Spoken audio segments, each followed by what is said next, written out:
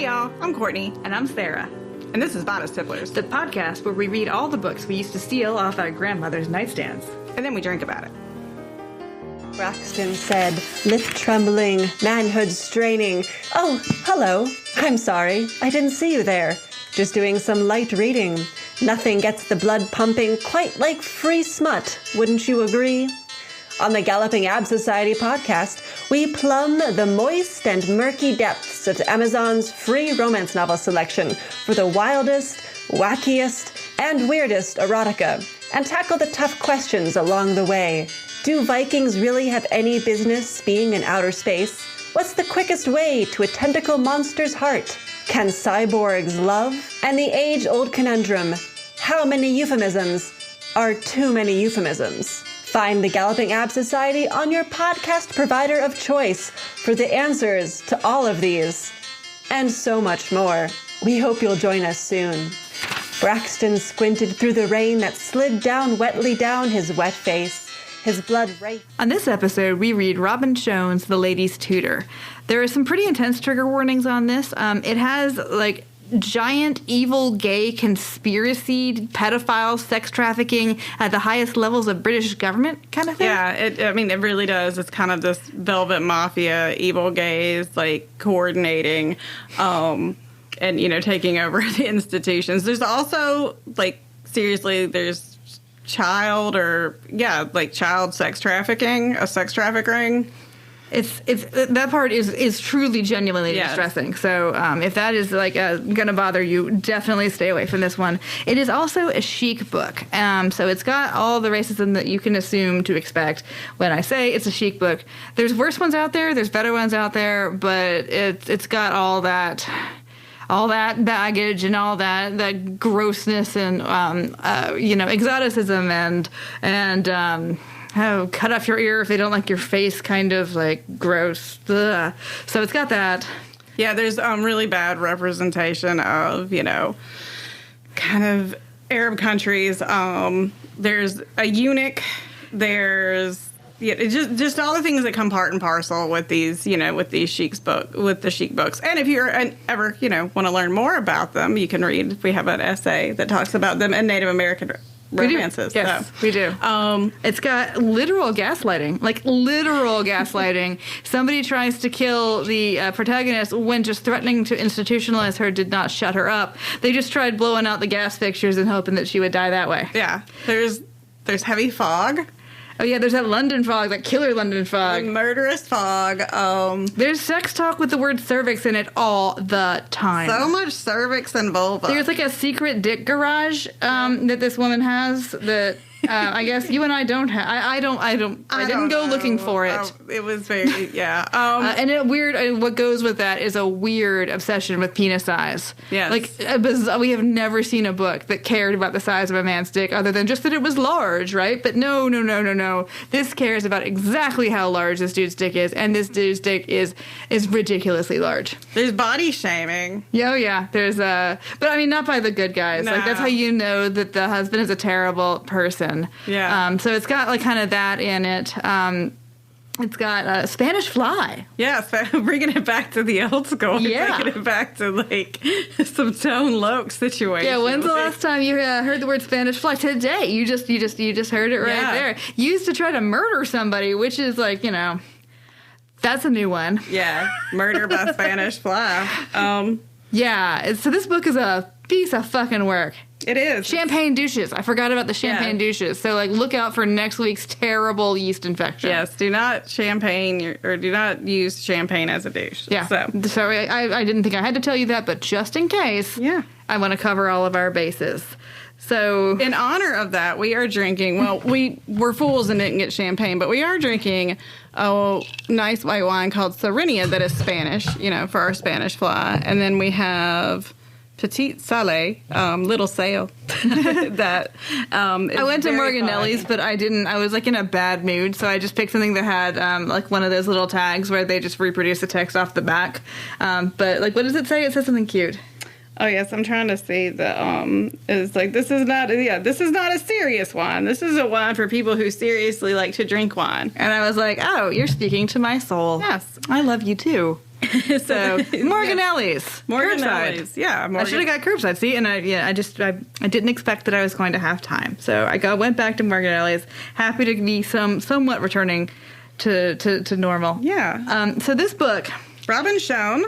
Robin Schone she was born in 1954. She's a best-selling author of, this is considered more erotic romance. She read her first romance novel at the age of 12, and it was These Old Shades by Georgette Hare. Mm-hmm. Which you can see, can't you? Can't you kind of see the... So she wanted to be a painter. So she studied art, classics, and world religion at Rockford College in Rockford, Illinois. And she began writing after she was married because it was all too messy to set up an easel and paint in a small apartment. Her fourth attempt at writing a novel was called Awaken My Love, was the first of her books to sell. And it has the first romance novel to begin with a masturbation scene. Right. And there's some masturbation in this too. Some pretty good masturbation in this, I have to say. Yeah, so it's kind of interesting in that she suffered greatly from fibroids in her uterus and underwent a myomectomy after she became a published author, and she, in order to commemorate, the organization Hysterectomy Educational Resources and Services, which helped her research her medical issues, she spearheaded the creation of Captivated, the first erotic romance anthology. Maybe that's why she's so obsessed with this woman's cervix. Yeah, that's what I'm wondering. That's kind of what I'm wondering. So, she met her husband, Don, on their first day of school year in college, and they married 9 months later in 1975, and they currently live in Illinois. So... Robin Schone is the author of The Lady's Tutor. This cover is fairly innocuous. It is. You would think it was large print. So I have a copy of this book, but I could not find it. The original cover is, it kind of indicates what kind of book it is. It's a lady in a corset, and she's got like a big man's hands around her waist and all. No heads. But this book looks like, my coworker said it looks like the book that you read when they tell you you're going to die. It does. It has a very, like the sad font and like some water lilies on it. Yeah, it looks like a self-help book. Like, yes. Accepting yourself and accepting death or something should really be the name of it. So the back cover is married young to a man handpicked by her father, Elizabeth. How are you saying this? Petra? I was going to say Petrie. Yeah, Elizabeth Petrie is an ideal Victorian lady. She has borne 2 sons and endured 16 years of selfless duty in a passionless marriage. Craving a man's loving touch, yet loyal to her wedding vows, Elizabeth is determined to seduce her coldly indifferent husband. She knows of only one man who can teach her the secrets of love. The bastard son of an English countess and an Arab sheik, Ramiel Devington was reared to embrace both cultures. Scorned by society and challenged by prim Elizabeth's request, he undertakes her instruction in the art of sensual delight. But when the lessons become a temptation neither can resist, Elizabeth is forced to choose between obligation and a bold, forbidden passion. That's a pretty good... That's a good setup. I had to tell you why I picked this book, because this is what, 99? It's after our usual time period. I read this in college, and I thought this was the hottest fucking book I'd ever... I have actually read it several times, although not recently. I remember it being better.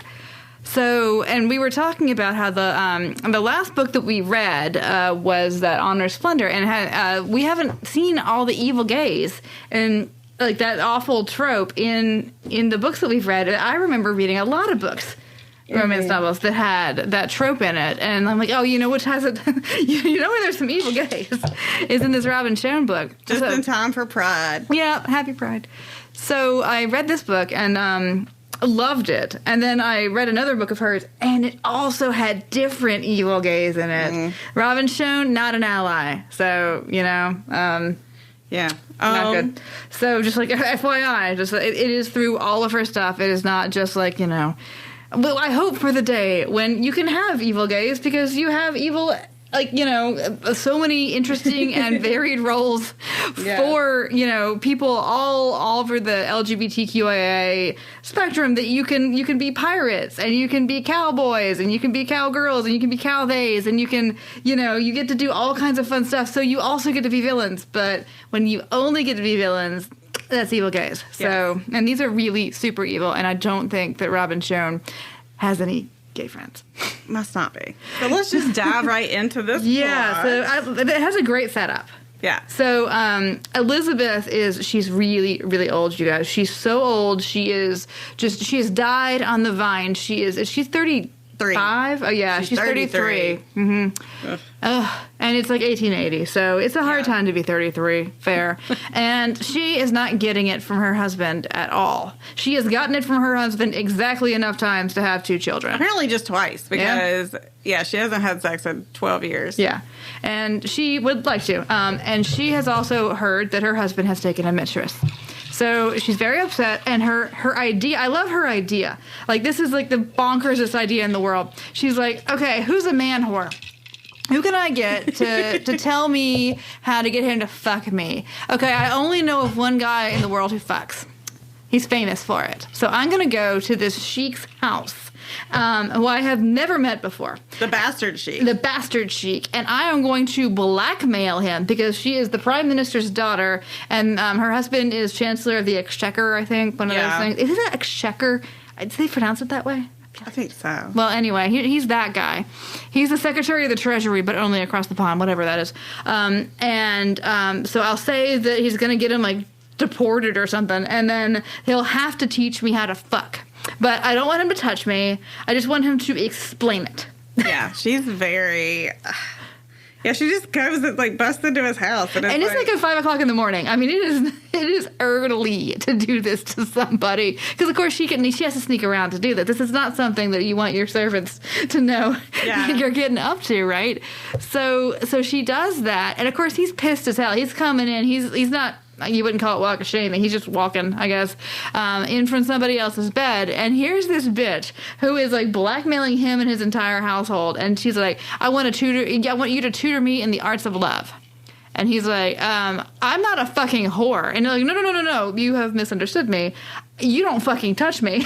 Yeah, she's very prickly. And, she's in there and, like, kind of frump clothes and just, got a bonnet on. She's reeking of benzene. She's had her bonnet recently cleansed. Yeah. But, I mean, and this is the only bold thing she has ever done in her life. She has been the perfect wife and daughter. And, of course, as a political wife, that's extra perfect, right? Like this Victorian perfect wife and daughter her entire life. But this time she's like, you know what? I want to get that dick. I've only had it twice. I would like to have it 3 times. And so I'm going to do whatever I have to do it. And my idea is this. And she's never even seen one. It's that sex where it's like her, her chemise gets pulled up and like it just gets wedged in there all... There's this tragic story about how, so she's 17 and she was pregnant with her first son because, she was recently married and she was at an art museum and the security guard had to drag her off like a classical statue because she was trying to see what was behind the fig leaf. Yes. So... Yeah, she eventually, Ramiel, agrees to tutor her. He gives her this book called It's the Perfume Garden. It's a real thing. Yeah. And so, he tells her to read a chapter a night, and they meet every single morning. And he first tells her just, the first day, he's like, when you come tomorrow, do not wear your corset. And she's, of course, scandalized. And they're having these meetings throughout the week, and it's very hot and flirty banter and reading the book. And, he's talking to her about a man's sexual pleasure deriving from a woman's sexual pleasure. It's like, I mean, obviously, yes, that is true, but, like in Victorian London, not for you, Elizabeth, not for you. And it's really, she really does mean it when she says, I have no intention of breaking my wedding vows. I really want to find out how to get my husband. And honestly, she says to attract him to have sex with her, but when you see her home life, just to fucking talk to her. Yeah, he's never around. She has 2 sons that are both at Eton. There's Philip, who is the younger, and then Richard is the older. Richard is 15 and, wants to go to Oxford, and Philip is he's 11 and an 11-year-old. And, she has a very loving relationship with her sons. She noticed that Richard is acting a little off, though. And he's been off his feed, and he looks shitty. Yeah, so she... she continues meeting with Ramiel, and it's very hot, and it's actually kind of, it's also funny because, she'll show up and she's got her notes that she took on her chapter, and they'll talk about some of, like, the stuff that is obviously, like, not relevant historically, like, oh, well, that's from the 15th century, and this is how we do it now, but they also get into it about, like, what makes a man's member meritorious, and then he'll look her in the eye and say exactly, but, like, so they're both, like, kind of, like, edgelording it. Like they're both not going to crack. They're both going to be like, I'm going to act like that's a completely normal question to ask you, and I'm going to show you how large this meritorious member might be with 3 of my fucking hands put together. Nobody wants a 15-inch dick, dude. Nobody. Nobody. It's wild. Like a lady horse might, but, like, no human. Yeah, they're having all this sexy banter. Meanwhile, in her real, like, when she's with Ramiel, it's very fun, and she gets to be kind of this more honest version of herself, and then she goes home and she's got this awful mother, and she's got Edward who barely shows up, and then her father, and she's having to go to all these stupid meetings and just be this person that obviously she doesn't want to be. And so she's at a ball one night, and Ramiel just shows up, and she ends up with his mom. And of course, these are not people; they are extremely wealthy, and his mom comes from an extremely good family, but they are not appropriate people. And so they dance, and her mother is scandalized, and that she was, dancing with him, and which seems really stupid because she's the prime minister's daughter and like the treasury secretary's wife. I'm sure she dances with everybody because she's like supposed to, right? She can't say no. I don't. Yeah. So they keep meeting kind of throughout, in her real life too, and she's just trying, like, burning the candle at both ends, so to speak. Her mom is just scandalized by the whole thing, and she eventually.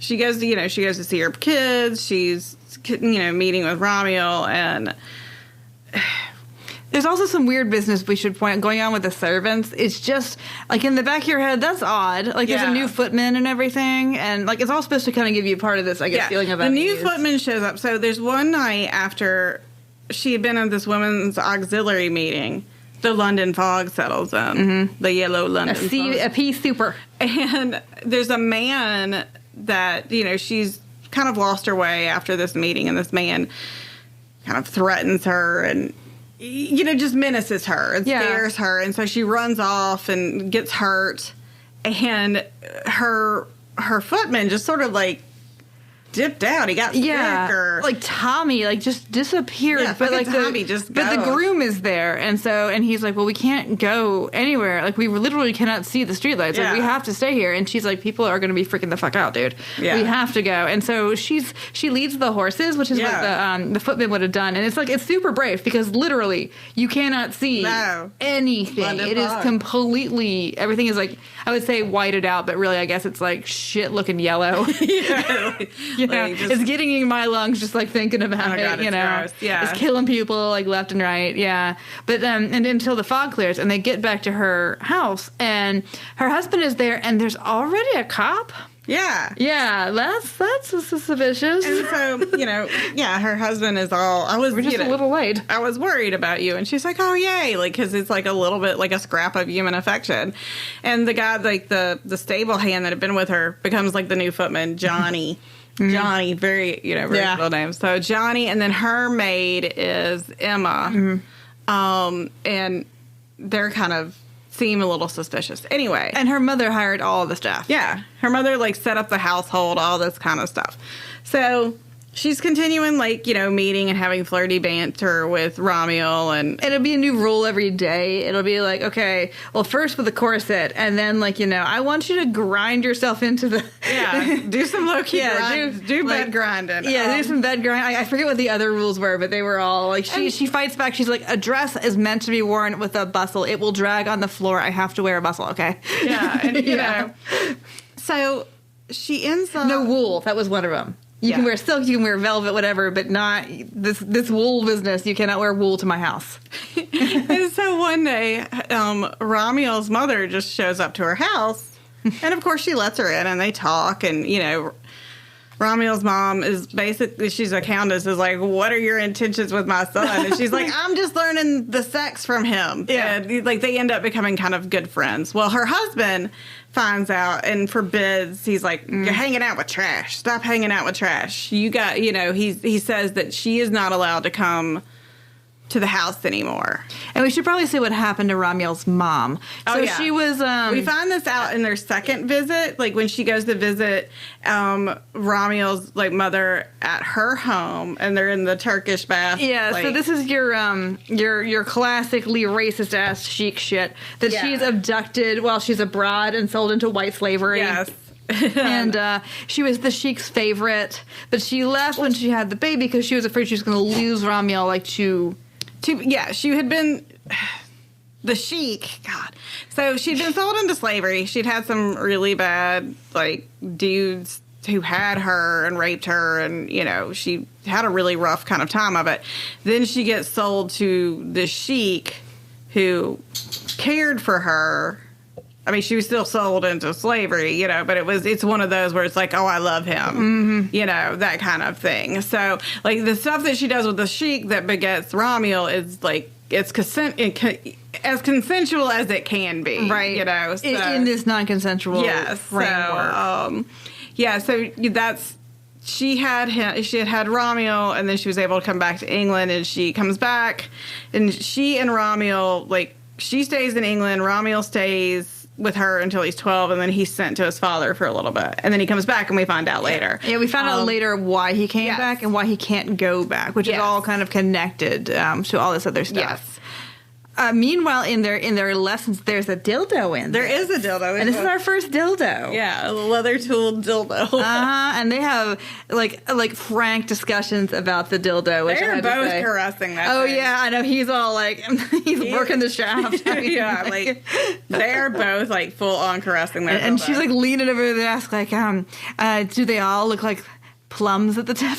Oh my god. And so I have to say that this book is actually concerned with the object of the penis far more than any book that we have ever, which is probably why I liked it so much as a young person who had seen at that time maybe one, you know? It's very descriptive. Yeah. So she gets kind of spooked because of her feelings for Ramiel, and she, like, jets back to the house, and it's still really, really, really early when she gets back, and she walks by Edward's bedroom, and she knows that he's in there asleep. So she's like, I'm going to do it. I'm going to seduce him. Here we go. It's going to happen. So she takes her clothes off. I've done all my reading. I've done, I have talked to him. Like, I've got my list of what a man wants to have done to him. I've held this leather dick. Like, I'm ready. I'm ready. So she takes off her clothes, and basically she's just, like, standing over him, which... Not the way to seduce somebody. No, you don't wake somebody up. Don't surprise them with titties, all right? And so he wakes up, and he's like, boobs. And so he's like, what are you doing? She's like, I'm going to seduce you. He's like, no, you're not. That's terrible. And then he says some really horrible things about it. He says that her body, like, he's like, who would want you? Your boobs are like udders, and you got big old flabby hips. Yeah. And... he's just real cruel, and she finds out also, he's like, you got 2 sons, be happy. And she finds out that when Richard, the older one, was really sick, the only reason that he had sex with her again was so that they could have, like, a just in case. Like a spare. Yeah. Spare to the air. And so... But, like, everything that he says to her is, A... like, it's calibrated to really hurt her. And then B is all essentially about her feminine characteristics, which, of course, all makes sense later, because you're getting the idea, okay? Yeah. Like, you're starting to figure out what's going on here, because at the same time, Ramiel is having, like, him followed, because he wants to know... he wants to protect himself. He wants to make sure that this isn't going to blow back on him. Right. Which I don't see how he thinks it's not going to blow back on him. But, and he knows that there is a mistress, and I think at this point, has he even seen the quote-unquote mistress? He sees somebody... He knows who the mistress is. Yeah, he has not told It's Elizabeth. a mystery. She keeps asking who the mistress is, and he won't tell her. So she finds out that the only reason that she has Philip is because he thought Richard was going to die. She's just completely disillusioned, and after this, she tells... she sends the book back. She sends it back through the fucking post. She's like, no, I won't be needing you anymore. I have found the answer to my question. Well, she also, like... Yeah, she after her husband rejects her, she sends the book back, but she also, like, has a conversation with her mother that, and Edward, that she wants a divorce. Mm-hmm. And I was like, ooh, this is not going to go well. Yeah, so she wants a divorce. And Edward's like, fuck you, you're not getting a divorce. Yeah. Her mom's like, yeah, you're not getting a divorce. And, eventually her father's like, no, you're not getting a divorce. And like they have an intervention for her. Like she walks into a room and they're all sitting there like, well, so I heard you wanted and no, you're not getting a divorce. But they also super put cards on the table and are like, you know what? I'd rather you be dead than divorced. Mm-hmm. And that kind of stuff. Yeah, I cannot have a divorced daughter. Your husband is going to be prime minister one day. He cannot be divorced. Yeah. So look, you dumbass. You have everything you want. You had this nice house. You have your 2 children. You should shut your fucking mouth, and I don't want to hear about it again. Exactly. Yeah. So, I mean, like, they at least are straightforward. I mean, there's that. And they're menacing. So yeah. She goes... She doesn't think that she's in danger, which... well, she's the prime minister's daughter. She's a white, prime minister's daughter in the 1880s. Like, she's never been threatened. There's never been a real threat to her. Well, she should be, because, like, when people like that say things like that to you, you should be wary. You should maybe, like, make a dead drop with everything you know, right? So she ends up, she goes to the Countess, Ramiel's mom's house. They have a nice time in a big old bathtub. Mm-hmm. There's a lot of lounging. Yes, it's very like naked. Like she takes all flat boobs out for his spin. He is so mean to her. Oh my god, she's all like your udders, your teats, your flapjacks, oh my god, it is so mean. Flat boobs gets to go swimming. So she kind of it's kind of healing for her though to take her flat boobs out for. To air them out because they're naked, like they're swimming naked, and it's like it is kind of like a healing experience for her, and that's awesome. But she's also like really naked with the mom of the guy that she wants to bone. And then the mom of the guy she wants to bone. Okay, did she call Ramiel, or was that like the maid who like it was one of those like sassy like old lady old family servants who does whatever the fuck she wants to? Yeah. Somebody calls Ramiel, and so she's walking around in her like she's completely wet in a robe, and there's Ramiel like, oh great, fucking great, all right. So it ends up where she goes back home, and she goes back home and. She's sleeping, or she's getting ready. She's going to leave. She is going to leave, but she's like, I got to wait for Edward to fall asleep. So she's in a chair waiting for him to fall asleep, and then she falls asleep. And she wakes up because she hears somebody saying her name, and, then she's back asleep. And she's almost been gassed. Yeah, she's been gassed. Like, somebody has turned off the gas lights. And blew it out and let the gas, and in a way that many people did die. Yes, she got carbon monoxide in. Yeah. So, so the maid woke her up. Emma and Johnny had they'd been fucking upstairs in Emma's room, and Johnny smelled the gas, and they came running downstairs, and they woke her up. She doesn't trust anyone at this point but Ramiel. So she, flees to Ramiel's place. And let me say, before we get to what happens here, I once, and you think that you are too smart to do this. I know that you do because I thought I was too smart to do this, that you shouldn't run, obviously, a gas-powered thing in a enclosed space. It was a really big enclosed space, okay? I was pressure washing when my ex owned a camera store, and we were about to open, and we had, it was, this filthiest space. So I was pressure washing, in the bathroom, but, had the long hose, and it went out to this huge, commercial space. And then after a while, I laid down to take a nap. I almost died of carbon monoxide poisoning, pressure washing for a guy who didn't get that fussed when he realized that I clearly had carbon monoxide poisoning. So it has happened to me, and I can tell you that you get an incredible headache and you are not in a mood to fuck. Did he call your boobs like flapjacks? Because no, he did not. If he did, then you and Elizabeth would be on the same journey. He did used to call me Potamus, though, when I was much skinnier than I am now. My God. Yeah, no, fuck him. So anyway, the rest of that story I just remembered is also quite amusing. So I get home. I really should have gone to the hospital. Yeah. But I didn't because I felt better. It had some fresh air and shit. And then his car alarm keeps going off, and he had just left. So I called him. I was like, "Will you please?" In somebody else's car. Will you please come back here and fix your fucking car alarm? Well, it turned out that somebody was asleep in his back seat.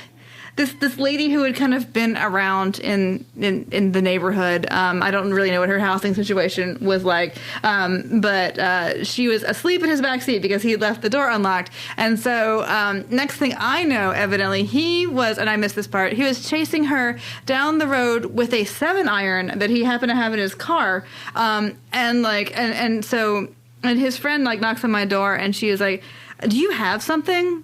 And I said, like, what, like Tylenol or Aspen? And she's like, "No, do you have a gun?" Like, yeah, I have a gun at South fucking Carolina. So this story is so in the fucking weeds. Like, so I go out of in my front yard, and I am not really thinking clearly. Otherwise, I've been like, what? This seems like a disproportionate response. Why do you have a gun?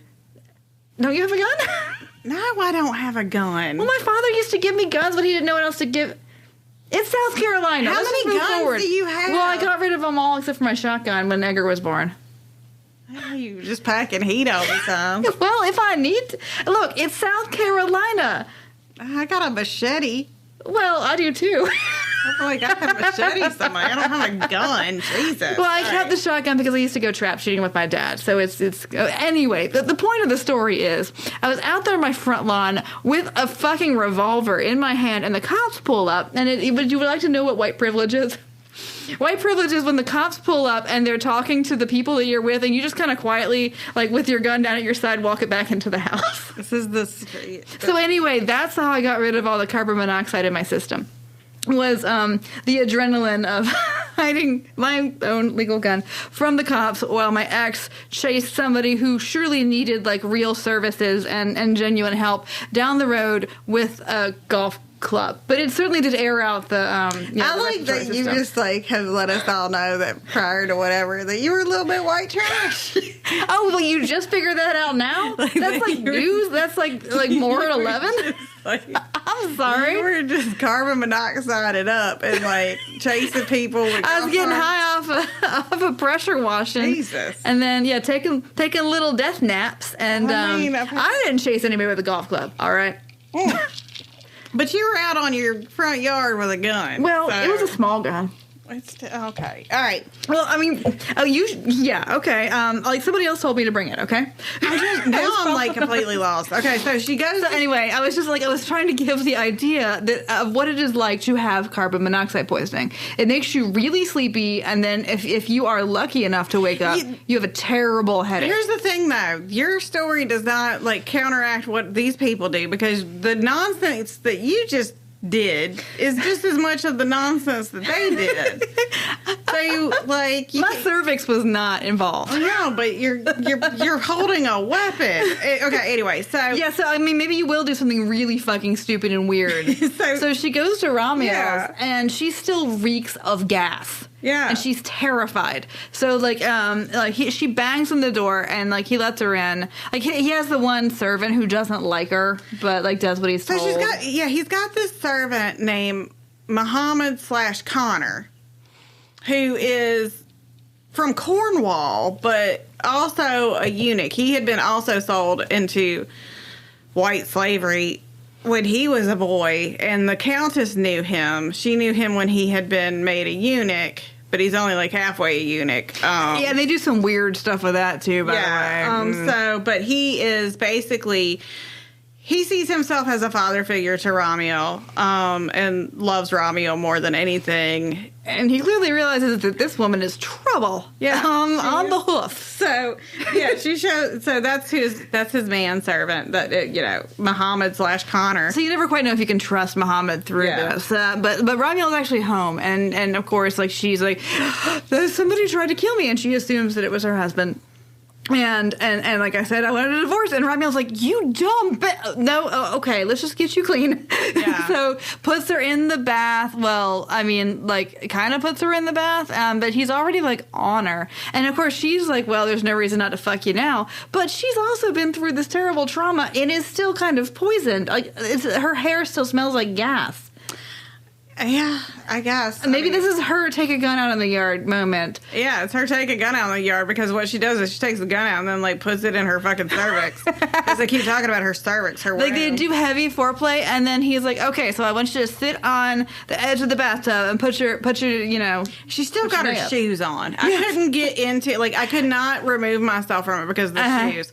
But, yeah. Because they're not hot. They're, like, Victorian. Like, it's not, like... No, I used to have to wear those dumb shoes for, like, for work, you know, and they're those ones that have, like, the, like... They're not hot. No, it's, like, they're so not. And she's got those ugly, like, Victorian stockings. Not hot stockings, ugly stockings, but, like, those are still on. But she's got all of her, like, possibly actually hot undergarments off, and they've had, like, real heavy petting. So what he has her do before they have sex, if you have an IUD, this will sound familiar, she has to sit on the bathtub edge and, like, kind of lean forward and, like, put her leg up, and he shoves his hand up in there and shows her, like you got a special dick garage inside you, girl. It's all, like, it's so gynecological. Like, it's like having... Honestly, like, this book was hot, but when they started, like, when they had sex... The actual sex. It was like a pap smear. It was like a fucking pap smear, because it was just like, put your leg here, put your leg here. And now I'm going to put... So here's your cervix. Here's one finger. I'm going to put it up here. Like, I'm going to get into the... And I was like, he's basically fisting her at this point, because his, like, whole hand is just up there like she's a puppet. And I mean, he's just like, man. It does depend on, I guess, your personal anatomy. I mean, like, is it a fornix, I think they said? Like, you know, like depending on how your cervix is, there may be, like, a bit of a vagina still left, like, you know, behind it in certain, like, positions. But for the entire rest of the book, they talk about how that's a special place for his extra giant penis. And when they have sex, she can feel it popping into there. That is not hot. The popping sound. There's a popping sound, y'all. Every time. Like, you know, like if you're old and you stand up and your back pops, that's all I can think about. Yeah, it's like that, except just past her cervix. Like, just for one thing, if you're trying to be sexy, just go do a find and replace of cervix with just, like, a space, so that you never say the word cervix about sex. It was so strange. So, like, there's a lot of edging. There's a lot of, like, just the tip, but, like, in a good way. Like, it's really sexy. Well, and they had talked about all these different ways to have sex, like, with the perfume garden. It was really great. And then, like, when penetration happened, it was just like, bloop. Because he's got this, like, 10-meter long dick. Yeah. I don't know. We didn't really learn the metric system. Like, she just talks about how his, like, the head of his penis is the size of a plum. And I was he said it looks like a plum, which... No! She says, and, like, later on... No, that's what I'm saying. Like, what kind of plum... Like, what variation of plum are we talking about? I'm guessing, like, those kind of wild plums. I mean, they do kind of look like plums. Yeah, but then at the same time, she's, like, talking about how it feels like she's got a fist inside of her. Well... And then, like, no. I don't know why I'm trying to defend Later on, she's like, they're doing it again. They're doing it doggy style. And she says in the thing, she's like, it felt like having a log between her legs and branches growing out. And I was like, Jesus, this sounds horrible. And just, like, past her cervix every time, just like, the thump. It sounds awful.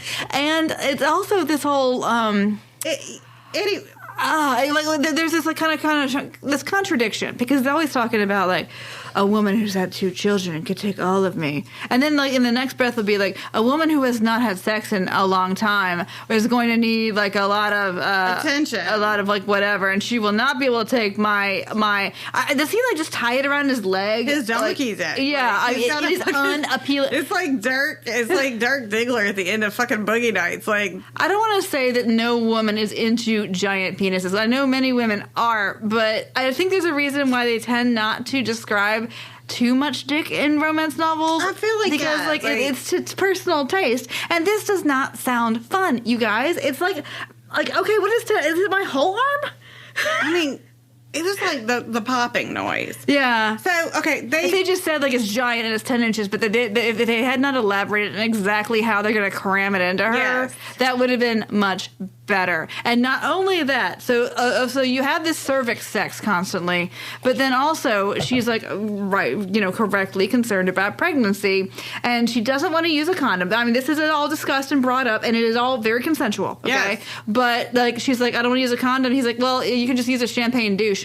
So they have gone through an entire fucking case of champagne up her vagina. I mean, this bitch is, like, in her mouth. Well, I mean, she's used to, like, a giant thing, so I'm sure he's just got a magnum of champagne and is just, like, shoving it the fuck up there because, you know, she's got a whole ass, like, donkey dick that she's been dealing with. So, like, a magnum of champagne is no big deal for her. Yeah, but she's going to get the worst yeast infection. Oh, my God. I can't even. Oh, my God. So gross. And, of course, he's, like, drinking champagne out of her, which just, it does not work that way, people. Have you met a vagina? I mean, like, really? I don't like any of it. No. Again. It's one of those two halves books, okay? Before they have sex, it is the sexiest thing. When they have sex, it's like, It's off-putting. It is off-putting. Yeah. Like, it's very... Now, I mean, like, I thought it was very hot when I was, like, I 19. totally get that. Yeah. Like, I like a plum, and now I'm like, oh my God, sir. Oh, Jesus. It's the popping noise. Okay, that is the worst part. That is absolutely the worst part. And I forget which comedian it was who used to joke about how, like, men would inflate their penis sizes. And, like, if you got a 10-inch dick, then what am I supposed to do with the other 4 inches? Am I supposed to make a sandwich? Yes. Yeah, she should have had a sandwich. So, all right, so they have fucked it out numerous times. And she knows that she has to leave Edward. And what she needs to do now, and I liked this part, she was like, I need to go talk to my children. Mm-hmm. And he's like, well, I'll come with you. And she's like, no, you're not coming with me. And he was like, it's because I'm and they keep using this term. And she's like, because I'm half Arab, isn't it? She's like, no, it's because I'm about to put some life-changing bullshit on my kids, and I don't need you there for that. And the fact is, they're going to try to take my kids. Yeah. They are probably going to succeed in taking my children. She's like, I want you to meet them, just not right now. Mm-hmm. So... he's like, well, fine. And she packs this, he has his effusive, insane French chef, like, pack a picnic for her. And Muhammad... she always brings food to the kids. And Muhammad is just giving her the stink eye. Muhammad is with her. Ramiel has gone to do investigating. And while they're getting the food packed up, Edward shows up. Muhammad lets him kind of in the house, and she's like, what are you doing, motherfucker? Tell him I'm not here. And he's like, well, okay. It's Edward and a veiled woman. Yes. Which at this point can mean anything, because, like, we've seen Ramiel has, like lurked outside the Uranian Society. Yes. We have seen the Uranian Society. Yeah, and has seen Edward with... a long-haired, veiled woman. We'll get farther into this in the future, I promise. And so, like, you don't know who it is, and they set it up such that you're suspecting all the servants. You're suspecting everybody. It's very much a mystery, and so you don't trust anybody. And so she goes and eats one of these cakes that are meant for her child. And then she gets... immediately, like, she just gets, like, all super flushed, hot, like, whatever. Like, she just wants to fuck anything. But she passes out also. She's, like, fucking passing out. And then, like, Muhammad's like, oh, shit, because he immediately knows what it is. So he induces vomiting. So good job, Muhammad. Yeah. He had his MS, material safety data sheet, ready for... my MSDS, I've got it. Yes. I've got it all for done. Spanish fly. Yes. Oh, God. Yes. So she what almost... the carnithidian... Like, it's got an actual... yeah, it's got an actual... which I should have looked at to see. Carnithidian or something like that. I remember a teacher once... okay, so, like, if you were our age, you got actual sex ed in schools, even in South Carolina, where we all have a gun. And so... you got actual, like, real sex ed, and they would, they put the condom on a cucumber and stuff. But I had several teachers who would say, you can ask anonymous questions. You put an index card with a question into the box or whatever. And I do remember clearly, it was either 5th or 6th grade. I had male science teachers for both. And somebody asked a question about, like, it was just like, what about Spanish fly? And, like, I think it must have been 5th grade, because it was Mr. Miller, who was great. And he went on this long diatribe on how, for one thing, the things that are sold as Spanish fly are not even Spanish fly, okay? And then, like, Spanish fly is a myth, and it could be anything that you buy in this packet, and it could be really dangerous. And, like, here's the rest of us kids like, what the fuck is Spanish fly? and then he has to explain, after seeing most of our faces, I guess maybe there was one kid who you should probably looked into who asked the question, and the rest of us are like, so he has to explain what an aphrodisiac is supposed to be. He's like, usually it's just a blistering agent. Like, so this is how I learned about Spanish fly as a child. Yeah, Van Halen had a Spanish fly song. I believe that they did. Yeah. There was a lot of talk about Spanish fly back in the day. Well, like, again, I will be referring to this Hits 2/4 as Funky Comedina, because that's my preferred term for, liquid aphrodisiacs. Well, I'm going to call it Love Potion number 9. That was a good movie. Yeah, I know, right? Oh, I love that movie. So, and it's a good song, too. But, so, if you are young and you're like, what the fuck is Spanish fly? there was this kind of mythical substance. You could feed somebody and it would be an aphrodisiac, or it was supposed to be something that you could apply to yourself and sex would be more exciting. So it is like, I found the, hold on, I got the name. Cantharidin. It's a sexual stimulant. So it comes from blister beetles. It derives from a beetle. And yeah, like I guess like it's got severe toxicity, obviously. Because, so while Ramiel is out investigating, and we'll talk about what he investigates in a moment, Muhammad has saved Elizabeth from her Spanish fly overdose by making her throw up. She is in the bed with the Countess is watching over, but she's not out of the woods yet because you know what has to happen. No. So while this is happening, Ramiel is off investigating the Uranian Society. Mm-hmm. Now, the Uranian Society, find out, is our... This is the bad stuff. Get ready. This is our Velvet Mafia. This is a ring of, highly affluent, powerful men who are homosexual, who also partake in child sex trafficking. And there is also a heavy cross-dressing theme to this as well, which I not only does Robin Schone not know any gay people of any kind, she does not know anybody who participates in recreational cross-dressing. No. It's very clear. But so, like, if you want to be prime minister, what happens in Britain, I assume this is the case now, which means that Boris Johnson... I don't want to think about it, is that, so if you're prime minister, your daughter marries somebody, and I hope he's hot, right? People know you've already vetted him, because you tell your daughter who she's going to marry. So you have picked a young man, and that's, like, you have fucked this young man, and like, that's kind of your inheritance, and you have this sex partner who is also your, like, kind of tapped to be your successor. I feel like it's, like, supposed to be this... If you guys can recall back to our Persian Boy episode, where we talk a little bit about pederasty and like classical pederasty. Yeah, classical pederasty, that you do your time as the young boy, and then when you're older, you get to be the older man, sort of thing. And again, this is all very, very insensitive and terrible, and a terrible depiction of these things. So, we're just telling you for the point of the plot. So you understand what's going on in this book. We are not saying that, the entire British government runs on child sex trafficking and possibly incest, and we are not saying that this is how any actual gay person has ever conducted. Although, I mean, there are some crazy fucking stories, but I think it's the fact of, like, it's predatory is what it is. Robin Schone gave us basically the sex predators that she wanted to put in, and with her understanding of whatever it is that she decided to do it this way. It's gross and it's terrible. But so, of course, you immediately understand that that's what's going on with Elizabeth's children. Yes, we found out just Richard, who is, like, old. Like, Richard is 15. He has reached the age of, like, they have tried to indoctrinate him into this, and he was like, no thank you, and, like, no thank you by way of, like, punching people in the face, because again, he got sex trafficked. Yeah, he got, like, halfway sex trafficked. Yeah, like, he was assaulted. He was sexually assaulted, and it's very, very upsetting. So when we first saw him, he was still very, like, pinched looking, and he just looked terrible. And then she sees them later, and he's much better. Well, that's because Ramiel has actually sent his guys there to keep an eye on the kids. Yeah. Because thanks a lot, dude. You know that my son... People are trying to rape my son, and instead of telling me this, you just send a dude? And, so, all right. Moving forward, so what happens is... Ramiel comes back from, like, doing his check on, Richard, and, he walks to the door, and his mom's just sitting there, and he's like, hey, your girl got Spanish fly. Muhammad saved her, but you know what you gotta do. And so they just fuck it out. She's not permanently saved. She has to be fucked. She has to fuck it out of her system. It's like sex pollen. It's like a sex pollen trope in, like, a fan fiction. It's like, exactly.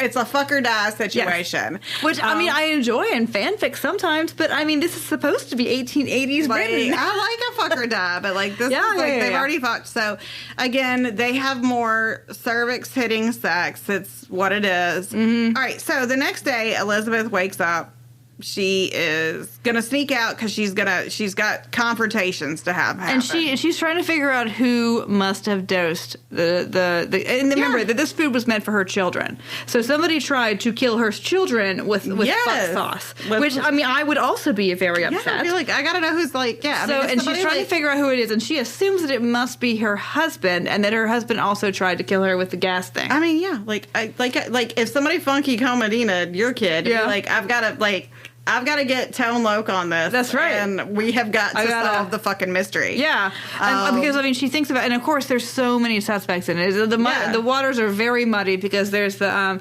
Muhammad who hates her, but he does what Ramiel tells him to do. And he did save her. He did save her. So that's probably not him. The chef, like, maybe, but I just met him, you know? So she ends up going to Edward's, like, townhouse. She goes to the house, and she walks in, and there's Edward. She walks to the bedroom, and there's a scene. I forgot about this. There's like a whole... She thinks he's with his mistress. Yeah, so she walks in, and there's just this... But there's a dick. A tableau. Where you think... So her husband's dick is out, because she describes her husband's dick being out. Uh-huh. Then there's someone in a wig and a corset, and she's like, this is obviously the mistress. And then another hand comes out, and it's her father. Uh-huh. And so there's a three-way happening, and it's her father, the prime minister, her husband, who is the chancellors of the exchequer. The exchequer. And then there is this young man. She met him in a ball. Yeah. I mean, I guess everybody met him in a ball. Who is dressed in a corset and a wig, and she's just like, what the fuck? But her father is also wearing a corset and a wig. And that is, of course, I understand how that would be distressing to somebody who was surprised by it. Also, these people tried to, have her committed to it. So she's like, she opens the door. She's basically like, what the fuck is this? And she's like, all right, she kind of like, she glosses over what is happening in front of her. Mm-hmm. She's like, which one of you motherfuckers tried to kill my kid? Which I appreciate her, like, a willingness to not get distracted. Because I had to say, I would be distracted if I walked in on my dad, who I had no idea was in, not just cheating on my mom, but cheating on my mom with two other people, one of who was my husband. And, I mean, that's a lot. There's a lot to unpack. Yeah. I mean, and you know what? Again, you and Elizabeth's stories are sort of similar because you're both trash. This is a little bit trash. Like, this is some South Carolina nonsense right here. If she had a gun. If she had a gun.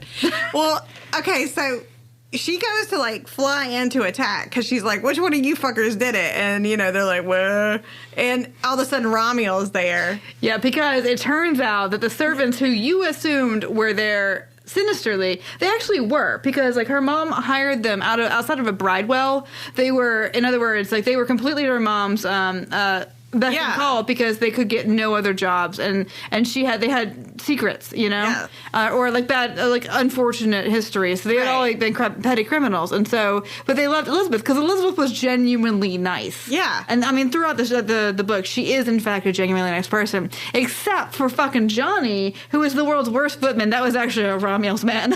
Yeah, Johnny's like, oh.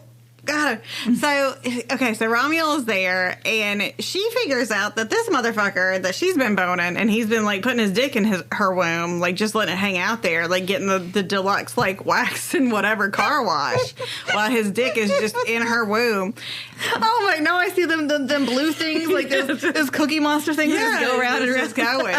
And she's like, this motherfucker right here knew about it. Uh-huh.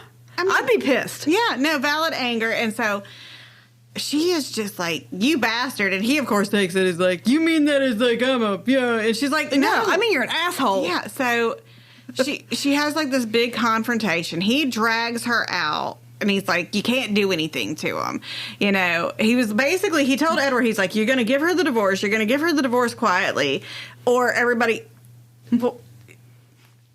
So you're going to give her the divorce. You're going to give her the divorce quietly. We're going to, like, leave. This is it. And he's like, well, we got to eat. And they get into the carriage, and she's like, I hate you. I never want to see you again. He's like, we got one more stop to make, because on this parade of terribleness, there's one more place that you need to go to. And so they go to her mom's house, and she's like, well, you need to let me talk to my mom alone. And he's like, no, I do not.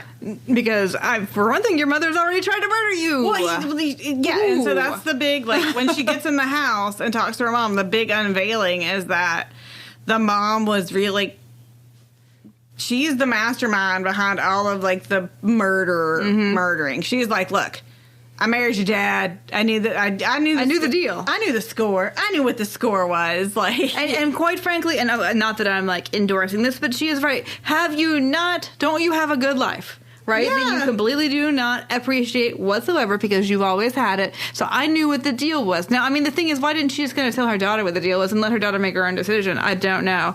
And then, like, and she's like, and your father, I mean, like, you know, kind of sucks to be you. Your father only had to touch me one time. Right. Ugh, but you had twice. Well, I mean, that's awful, but... Well, no, and she said, no, she had tried to get another child. Like, something happened with the other child. Like, you know, there was a reason that she could only have one kid, because her mom said that. She was like, I can only have one, and that you should count yourself lucky. And I can't remember what the reason was, but it was something creepy. But she also, I mean, her mother, like, just, like, it's not a heel turn, because her mother was always terrible. But, I mean, like, Elizabeth has never been able to see her mother straight on, right? And so, yeah, she was like, like, I hate your fucking kids, too. But they don't look like you. They look like him. Yeah. You know? And, like, it was basically, I would murder all of you. I never loved you.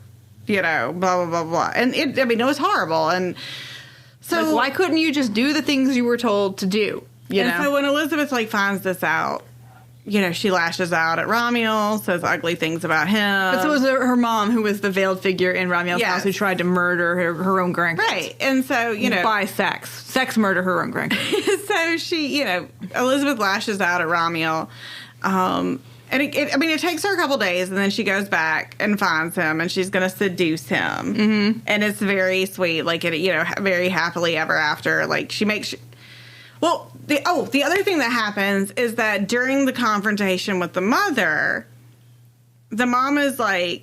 It could have been handled more, you know, like, this could have been a really interesting point to make if we didn't have homosexuals as villains, and then two, like... if it wasn't all, like, predatory. But, like, there's this part where the mom was like, you're a naive idiot if you think that this isn't a widespread practice. And she, like, you know, she looks at Ramiel, she's like, have you had sex with a man? And he was like, yeah. Yeah, totally. And so you find out, like, the reason that he gets, you know, he has been banned from, or, like, he got, you know, exiled from his father's house, from the sheik's, you know, like, kingdom, is that he had a half-brother who was older and very jealous of him, and, like, came and assaulted him in the night. And once he woke up and realized that he murdered his brother, or his half-brother. Well, he just, like, he didn't even think about it. He just, like, came up swinging, right? Yeah. But then was too ashamed to tell his father what happened. So his dad just thinks that he, like, up and murdered his half-brother, which is... And so Elizabeth essentially has the non-charming, non-Oscar-winning performance of Joan Cusack in and Out, where she's just like, is everybody gay? You know, so she has the is everybody gay freak out, and, like, looks at Ramiel and is just like, I can't with you either right now. And so she does a storm out. And, I mean, it takes her a couple days to get her head on straight, and then she comes back. I mean, if you take everything that happens in this book without, like being like, that's some bullshit. I mean, if you take it all at face value, the girl has been through some shit. And then she finds out that literally everybody is gay. This bitch needs, like, fucking massive amounts of therapy. Yes. But she does have a vacation. She needs a vacation somewhere without fog that kills you, you know? And so, like, what is nice is that Ramiel goes, like, without Elizabeth's knowledge, which maybe is not so nice because, you know, Richard is 15. But, okay, so Ramiel goes and talks to Richard. And it is in secret, which is not great. Well, it's not great, but also I think it's a thing of, like, man to man, or I hate the word, like, survivor to survivor, I guess, is what, you know, like, someone who has dealt with, like, you know, from one person who has dealt with sexual assault to another person who's dealt with sexual assault, and sexual assault of, you know, a different kind, especially in 1880s Victorian London. You know, he goes and talks to him, and he also puts Eton on blast. He tells the headmaster that, hey, you got a sex ring happening here. And it's kind of cute because Elizabeth thinks that she's got this all in hand because she told, like, that headmaster, like, we can go to Harrow. But it's not just, I mean, like, I'm sure that put the fear of God in the headmaster, but it was also around me, like, so your sex ring. Well, I think that they got... I think the boys did get sent to another.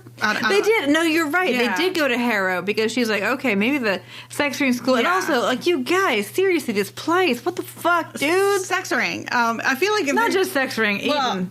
also like if you've allowed a sex ring once, who knows? Yeah, I know. I'm not going to give a second chance to sex ring school. I gotta say, like, all right, I think we're gonna withdraw. Not my bad. So it ends up where she's got the boys in a new school. They seem happy, well adjusted. She's talking to Richard. She wants to talk to Richard about it, and Richard's like, "No, I'm good. I had somebody talk to me. I'm okay." And so it's Ramiel again working kind of behind the scenes, and you know what? Like, it's supposed to be. In one part, it's nice because he's like obviously very actively like engaged and a part of her, but also like tell a bitch what you're doing. Right. I mean, that's the whole problem through this. And I understand why he didn't necessarily tell her through a lot of this because he's trying to keep his impact on her life kind of minimal, right? Because her life does not include him and does not include people like him. And if he puts his aura in too much, she'll lose everything, which she did. She lost all of her, but it just turns out that he's even richer than she is. So I mean, she lose shit, right? So, it ends up with her going back to, like, after she's calmed down a little bit, she goes back to his place and she wants to seduce him. All the, like, her and Muhammad Muhammad has disappeared. He's gone to go visit family. It's strange. There is evidently a book, like a little novella, like a 1.5 book about Muhammad in Cornwall. Right. Yeah, I was just reading about it because I saw, like, when I looked at Goodreads, it said one of Ladies Tutor, and I'm like, was there a sequel? There's not really, but it's like this little. Because there is, like, Muhammad has this exchange with the Countess, who is Ramiel's mom, and she's like you didn't get all the way cut off, and even if it did, like. Again, I feel like this is supposed to be, like, progressive, but handled badly. She's like, even people who did have that happen still have wives and things. And I understand, like, it's not the end-all, be-all to your happiness, and I appreciate It's also a weird understanding of anatomy, though, because my understanding from what she says is that he's had the testicles removed, but not the penis. Yeah. And then he's like, well, obviously you can tell that I didn't have everything removed because I'm not flabby and fat. Like, she says that. She's like... Well, but then, like, that's the whole point. Is like, like, okay, never mind. Just never mind. She also goes into, like, you had this done when you were older. If you had this done when you were younger. Yeah. It's a whole thing. Anyway... Muhammad has dipped out, I guess, having his own novella, and now I want to read it because I want good things for Muhammad. I do, because like Ramiel is kind of a dick to him, he's not a dick, but maybe a little dismissive, or like Muhammad doesn't tell him everything he wants to hear, which is what you want in a good manservant, right? You want somebody who's gonna like be straight with you. So she goes to the house and she's gonna seduce. Like it is cute. She seduces Ramiel. I'm glad for her because they had more cervix touching sex, but it's also like she was so hurt when she tried to do this with her husband. Yeah, she was, and he was so much meaner than he had to be. Yeah, like he was evil with this. So I mean that she had the nerve to do that again, and it was sort of a healing thing for her. It was really nice to do the thing that got her. I mean, I don't think I would ever do that again. Never. If he, if I tried that and he was like, "Hey, look, loose Doug's McBee." Like, look, moo cow. I know. It's terrible. It's bad. It was. It really. I mean, it was a very effective scene because it hurt the reader very much, and that she had the nerve to come up and in a brightly lit room, like, let them flapjacks fly. Like, good for you, Elizabeth. And, of course, Ramiel is very receptive to the flapjacks. Yeah, they have good sex, and then, he's like, marry me, and she says, okay, and it's happily ever after. Yes. So, that leads us to questions. Oh, my goodness. It does, doesn't it? Oh, okay. Oh, look at the first one. My goodness.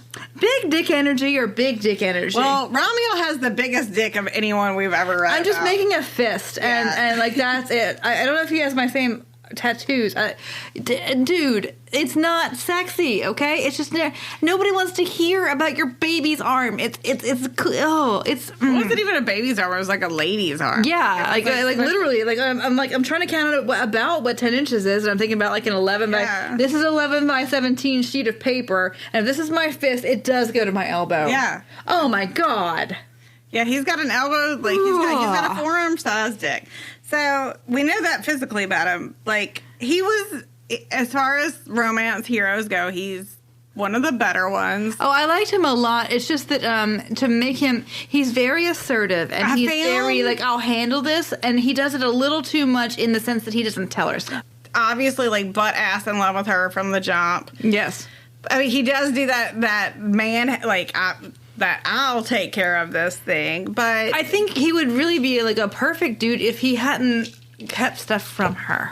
And then also, I think that there's a missed opportunity by Robin Schone to be like, he is the victim of assault, like child assault, and how he's kind of coped with that. If we could have explored that a little bit more. Yeah, I agree. He has a great relationship with his mom. Yes. It's an unconventional relationship, but she's fantastic. She's awesome. If you're going to have what happened to her happen to you, this is your best possible outcome. Oh, yeah. You're not coming back and just rejoining polite society. No. So you might as well be in polite society. Yeah. Just like live large. I mean, like she's fantastic, and like the fact that he has this like. He's like, oh, God, here she is again. Like, she's a lot, right? But he's got this great, he's not one of those where he has to change in the book, and I liked that. No, he just has to, it almost seems a little put on, just because, like, I guess, like, for a romance author, you're like, okay, so what is his emotional, like, hurdle, right? His emotional hurdle is always being treated like a fucking sex object, and like a toy, like so he's concerned that he's being over exoticized. Meanwhile, Robin Schone's writing a fucking sheik book, so I mean, maybe like heal thyself, right? Yeah, but Who's watching them Watchmen? I don't know, but so I liked him a lot. I did. Yeah, I really. Great. It was a little bit like a little over super masculine with the hiding shit from her. I think that like she could fucking deal with it, right? And that goes into, would you talk shit with her about the heroine? I really liked her a lot. I saw a lot of myself, I guess, in like that 17-year-old girl who's like trying to see under the fig leaf. Yeah, this is a very Sara book. She's very, I mean, she is great. She is one of those that's kind of like prickly on the outside, soft on the inside, kind of, But she's well written enough that you can believe that she has quietly gone along with what she was told to always go along with. Sometimes you can't, like, you look at a heroine like that and you're like, really? For the last how many years you've done exactly what you're supposed to, and now you've decided to sex talk the fuckboy? But I feel that, okay, as out of the blue as this plot is, if you go, like, you had to go out and you start with this is the idea of it, that it does make sense with her personality, and that what I find so interesting about it is that she really does want to attract her husband. Yeah. She really knows the guy. She's so yearning for, like, any kind of, whatever. So, no, I really liked her. So, Bechdel to bitch. Well, there's a lot of female characters in this, and they are some of them are bitches. Her mom, it passes the Bechdel test because her mom is a monster, and they talk a lot about garden parties. They do. Like, they always have like the Monday date, and when she's late once because she's been catting around at 4 a.m., her mom is just like a fucking problem about it. Just like a thing. It is a thing. Like, oh my God, which should have been your clue, right? Her mom is terrible. But she just tried to murder her. She tried to sex murder her children. So that's not good. I mean, not good. Okay, so you got the mom, but then you also have the countess, who is great, and the maid, and Emma, who shows back up and is just like, hey, you know what? It's hard out here for a working class person. Yeah. Like, help me out. So I think Emma explains it. She's like, okay, yes, I was informing on you to your mother all this time. I was. The reason why I was doing that is that your mother could have had me thrown out to starve in the street and would have done that. Okay, and Elizabeth actually has a sense to be like, oh yeah, wow, that sucks. Yeah, wow, I'm so sorry that happened to you. Like most of these people actually do exhibit like enough self-awareness and enough understanding. It's not all about them. Yeah, she's like, I'll give you a reference. I'm like, no, rehire that bitch. Like, she's loyal. Right. I mean, anybody who hustles you out and you've done being like literally, I guess, ungaslit by your mama, who is your employer. Like, she's loyal. Keep her. Keep her ass. And also, she kept Elizabeth's secret the whole time. Cause, like, she's not fucking stupid. When you wake up your mistress in the morning and your mistress still has her fucking hairpins this book is weird. Like, just been going on. I can see again, like, why this is a Sara jam, because this book is very much about what gender roles for especially women were in, Victorian England. So who among us hasn't had to go to a goddamn garden party? But, and then also you have the Countess, and her relationship with Elizabeth is great. And her decision to live in this. Yeah. I mean, of course she can do that because she is filthy rich. Yeah, she is. I mean, if she would not have had that option, did she not have all that money? But she does have all that money, and what she chooses to do with it is whatever the fuck she wants, and it's great. Yes. Yeah, she is a great character, and what I really want is a book about her. I know. Except I can't trust Robin Schone, and I have some damn, evil gay business in it, and that's just, I was really disappointed. I even at the time, and okay, so we were all less aware of stuff back in the day, and so this is the late 90s, and I read, and I believe it was called Gabriel, but when I was reading it, and there was another, even then, when I just did not have the understanding that I do today, I was like, oh, okay, this is gross. No, never mind. I'm not going to read another one of hers. No. It's too bad. Because, there's so many other good things in this book. Yeah. And why is it poisoned by this, this fucking, not only homophobic shit, but racist shit? It's really a shame. This book could be so good if it took that stuff out, but it has it in it, and you can't act like it doesn't. So, when it comes to consent, is this book more Robin Thicke or Marvin Gaye? I mean, obviously, Ramiel is all about that Marvin Gaye life. He wants verbal consent. He wants, he makes her tell him.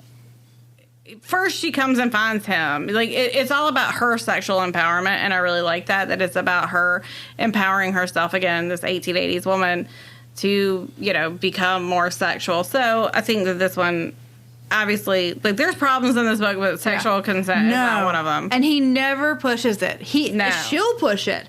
She'll be like, and he'll be like, bitch, you asked me to teach you lectures from the perfume garden. I'm not. Yeah. No, you can put your titties away. I mean, he is absolutely very proper with her in their sex lessons. Yeah, they're both really fondling that dildo.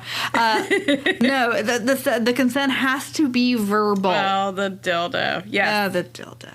All right, so how badly are you judging your mama for reading this book? I'd be shocked. Oh, my mama would not have read this book. She would not have. This is too much for her. Trash. Yeah. Just trash, Just Courtney. Trash. Just trash. And I mean, she would have been wrong, but for different reasons,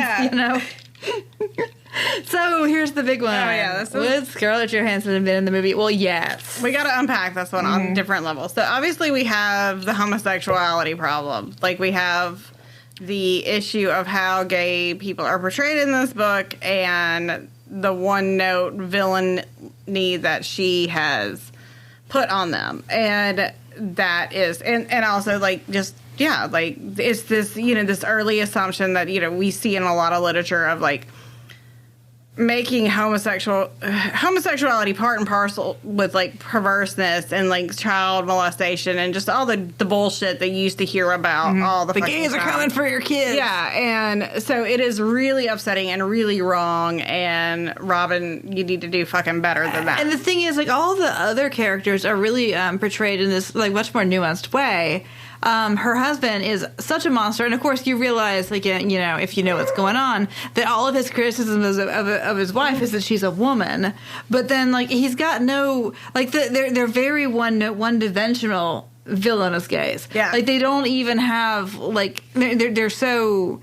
Which is a shame because, you have all these other people. You have, even Muhammad, who is kind of a, he's a throwaway character in a way, but, he's not just this one guy. He has complicated feelings about, his experiences, and everybody else is so much better written. And then you have just these leering, mustache twirling. Yeah.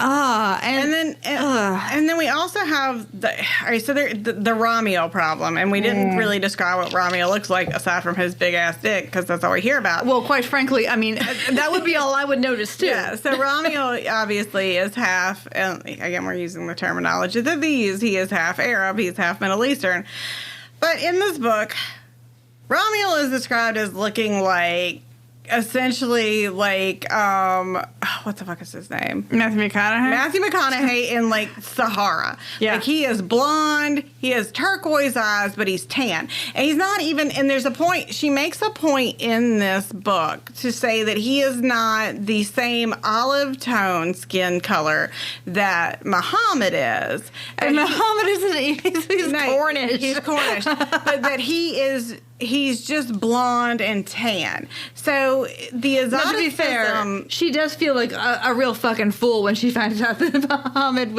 is not even I think it's the point of, like, it's the exoticism and it's the otherism that happens of, like, well, he's a sheik insofar that what we're going to give him, the attributes that we'll give him, is that, you know, he can tan real easily, and also he knows all the Eastern sex stuff. Mm-hmm. That's really as far and as violence. Yeah. Like that's the other thing. Like the whole violent.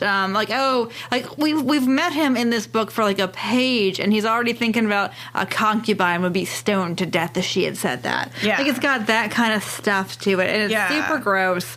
And it's okay. So it also has that chic thing where the white heroine is not allowed to fall in love with an actual person of color. You have to have in this one he's not secretly half white, but I mean, like in the other one that we read, the Joanna Lindsay book, which was called, but at least in the Joanna, like Silver Angel, but at least in the Joanna Lindsay one, he looked sort of like Middle Eastern. Like he had the fucking olive skin and he had dark hair. Yeah, this dude's Robert Redford if he stood out in the sun for a little bit longer. This guy is just golden. He's just golden. Nothing about him. He has no Middle Eastern attributes, even though his father's a fucking sheik. Mm-hmm. Like, you telling me the dominant hair color is going to be blonde on this guy with his turquoise eyes? No, absolutely no. You know how you get turquoise eyes? You got two parents with turquoise eyes.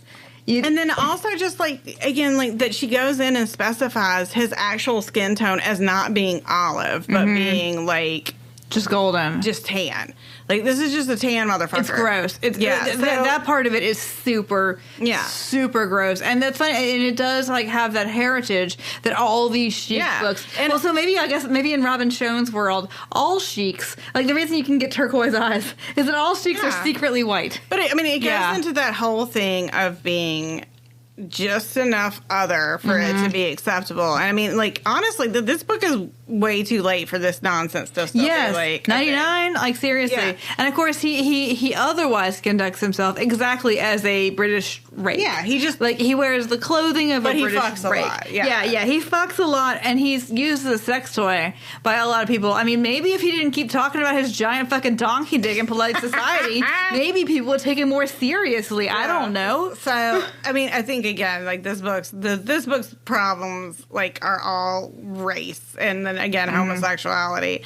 So yes. Scarlett definitely would have been in it, and then she would have written a opinion piece. Yeah, I don't understand why you guys are so mad about. Yeah, and the thing that bothers me is that that's not necessary for this book. Like, why does this guy even have to be Middle Eastern? Like, why can't he just be like a fucking rake? Like now he'd be a rake. Exactly. Like these days, people who had some damn sense would write it, and the dude would just be a fucking rake. And like maybe if her husband had been gay, it would have been like that he just wanted a beard. There wouldn't have been this whole Uranian society bullshit. Yeah, it was. I mean, I can imagine how you could fix this book. That it could have been a person who was gay who made sense as a character and was an actual character. Yeah, and a love interest who evil gay. Yeah, there's no reason for this guy to be.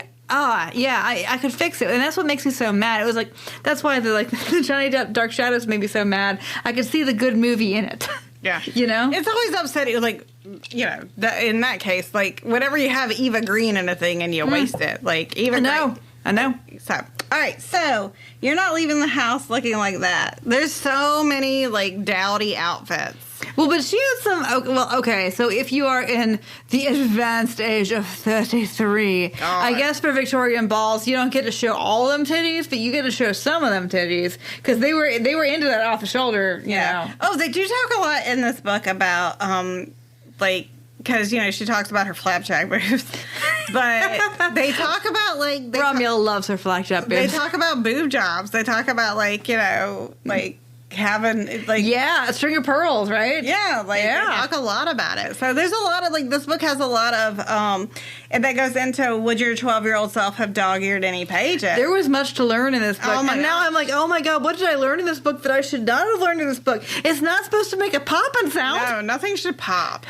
Nothing should pop, but you do learn about boobs. Like, you learn about, like, boob fucking and string of pearls. You get to learn a lot. Like, I mean... And there's the dildo action. That's, the dildo. And the hurt. There's a lot of, like, sexual awakening and sexual experience. Like, it's a very sex-positive book.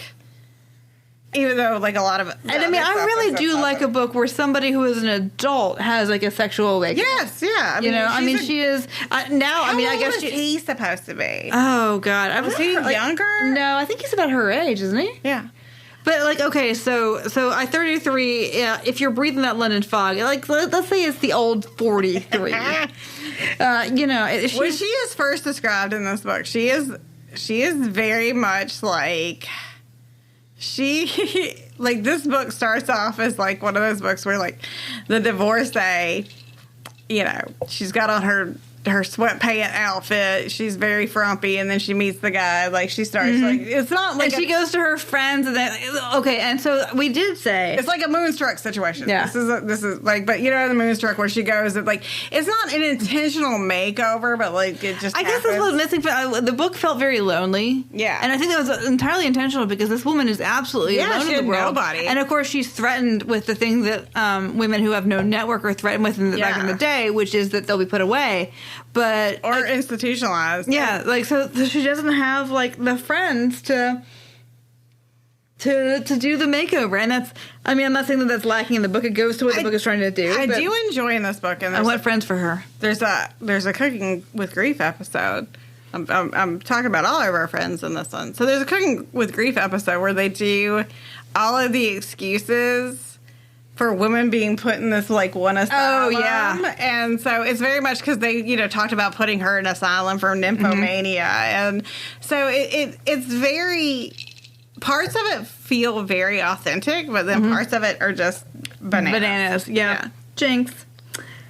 My son just learned about Jinx, and so he keeps trying to make artificial Jinxes. You're like, no. It's got to be organic. You got to have an organic Jinx. Would your 12-year-old self have dogged any pages? We just did that one. Oh, we did? Yeah. Oh, okay. That's what we're talking about. I'm sorry. I just kept the book. Yeah, you just kept the book. Yeah, just kept the book.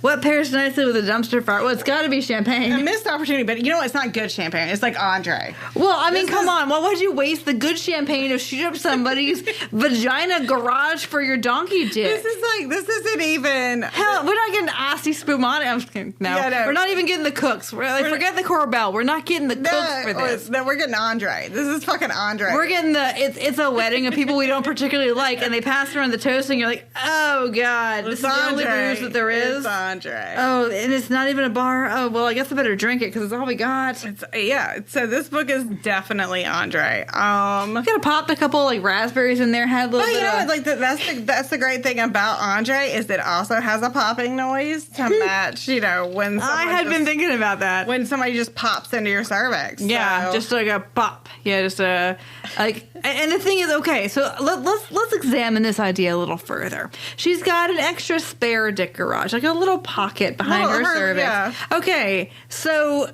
and like to accommodate a man who needs some extra room. But so for the entire encounter, he's got to be like moving in and out of that. Like it makes it clear that there is some effort involved in accessing the vagina attic. Yeah, the to get to the flowers in the vagina attic. Like there's got to be a hip tilt. So every fucking time you got to pop. Oh my god! Oh my god! Like, oh, I mean, like, can we just do it like normal, like where you do like? Can you just put the first third in and out and in and out? Like, oh my god! So yeah. Oh my god! You got to get like the alien. Like only that's like what has enough like long of a mouth to do oral on this dude. Seriously. Nobody has a dick that big. Calm it the fuck down, Robin Sharon. That's just what a guy told you it was. It was really 6 inches, okay? But then, if a guy had that kind of dick, you'd have a Magic Mike 2 situation where nobody wants it.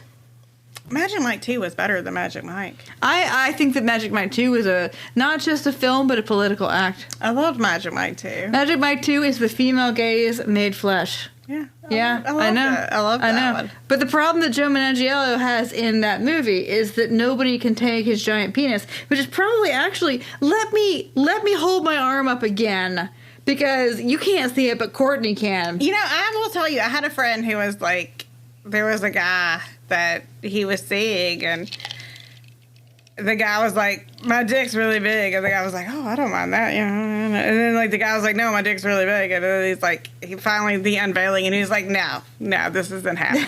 Like, it probably still wasn't. I feel it, but no, from my elbow to the end of my finger. Like, here's the thing is, like, the reality of having, like, some kind of donkey dick has got to be exhausting. Sad, and like, you gotta, like, I'm sure it just flops around. You gotta put it somewhere. Oh, I know. Like, what? Well, I mean, maybe it's a grower. Well, but still, like, I mean, it can only grow so, like, you still gotta, like. And then what if you had to go up to the chalkboard to do a math problem? What are you gonna do with it then? I mean, like, yeah, you're gonna put it like under your polo shirt for like your uniform, like, you know, you're just gonna hide it under your like name tag. What the fuck? So this episode really is dedicated to all the people with donkey dicks. Yes, and like, why don't you tell us your story? We feel your pain, like. You know. But not really, because we don't have donkey dicks. And we don't have a special dick garage either. And if we did, I feel like I would, if I had a special dick garage, and this is what I would like to close it out with. If I had a special dick garage, what I would really like is like a garage door opener that could just like blah blah. So you don't have to pop past it all the time? Like, you don't have to pop past it. Like, that it just opens. Like, you don't have to like ram it in there like a fucking carport. That it's just a garage. And you can just, you know. Well, I would like to end this with, you know what that's called in Advanced Dungeons and Dragons? A portable hole. So anyway, we are bodice tipplers on all of our social media, except for Twitter, where we're bee tipplers.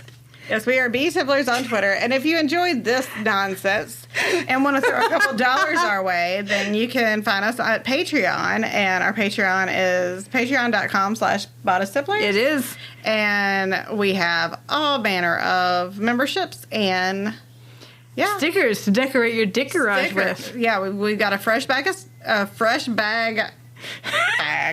got a fresh batch of stickers. It's a stack. It's a sack. It's a sack. It's a sack of with stickers. With an SAC, not SACK, because, so, you know. Yeah. So pop. Cervix time. Anyway, this has been Courtney and Sara for Bodice Tipplers. Stop. Cervix time. Cervix time. Oh, gosh. Funky comedy.